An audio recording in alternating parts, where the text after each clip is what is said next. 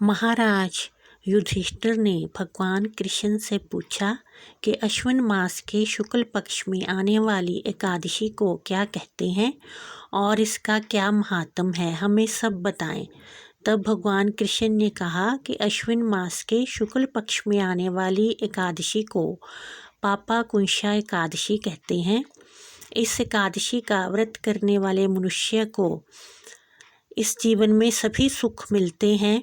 उसे रूपवान पत्नी, धन, दौलत, यश, मान और अंत में मोक्ष मिलता है।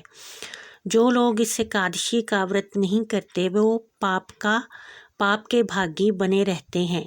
इसलिए हर मनुष्य को इस एकादशी पर उपवास अवश्य ही करना चाहिए और अपनी सामर्थ्यानुसार ब्राह्मणों को सोना, भूमि, छाता, खड़ाऊँ, जूता, छतरी, अन्न, जल का दान करना चाहिए।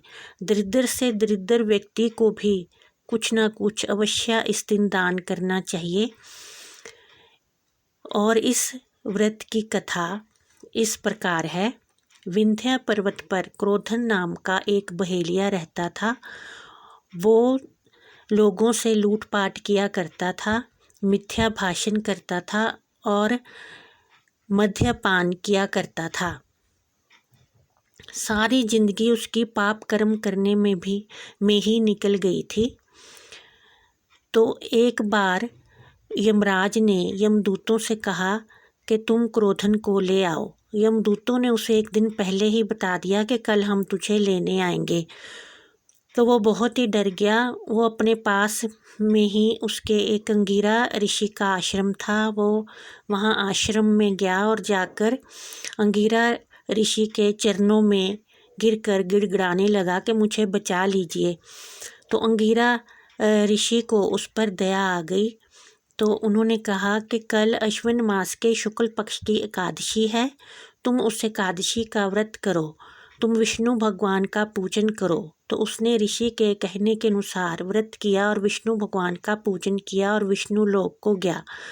तो यमदूत उसे नहीं ले जा सके और वो हाथ मलते हुए यमलोक वापस चले गए। इस तरह से पापी मनुष्य भी अगर पापाकुंशा एकादशी का व्रत करता है तो उसके सारे पाप नष्ट हो जाते हैं और वो विष्णु लोक को जाता है। इसलिए हर मनुष्य को इस एकादशी का व्रत करना चाहिए। जो मनुष्य इस एकादशी का व्रत करता है वो इस लोक में सभी सुख भोग कर वैकुंठ को प्राप्त होता है और उसे 1000 अश्वमेध यज्ञ करने का फल प्राप्त होता है। बोलो कृष्ण जी महाराज की जय।